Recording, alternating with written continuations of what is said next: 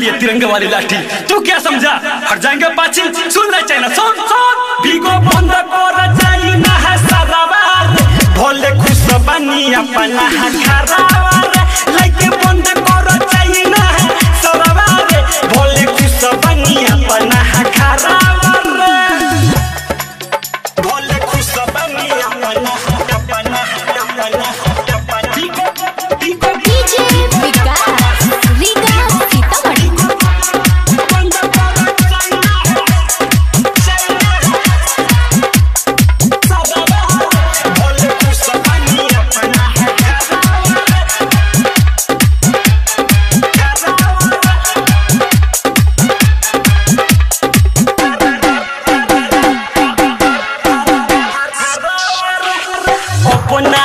TikTok बन गया, नाराउती भी तहन गया।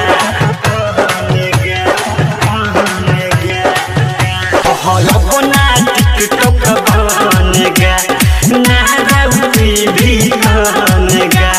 बात है खुश खबर के दिन पार्टी चमके मान गया। जी जके अपना कमाई को खक सुतता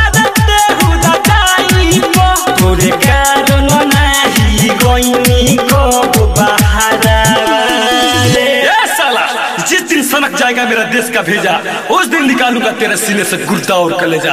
ऐसा टिकटॉक वीगो लाइक सब बंद कर लाइक बंदे करो चाइना सरवार, भोले खुश बनी अपना खरावार।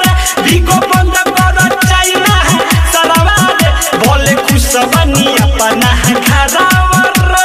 सुना सुना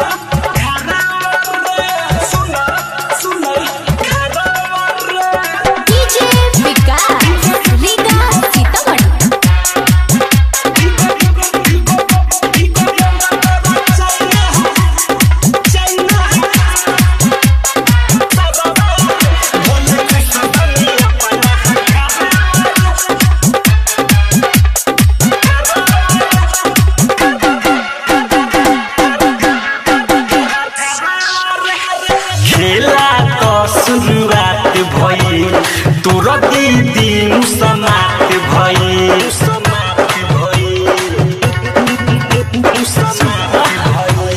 खेला तो शुरुआत भई तोर दीदी समाप्त भई। टिकटॉक वीडियो वाला वीगो लाइक तोर बादा बात भई। बिकी राजा ठंडा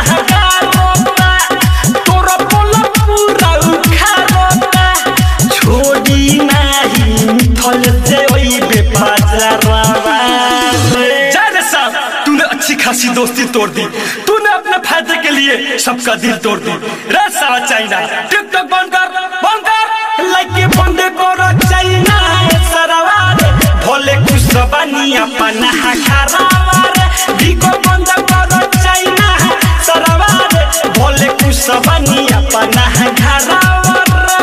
सुना आदि जितना चलती ओइले रे ओतने चलती ही गइले ना।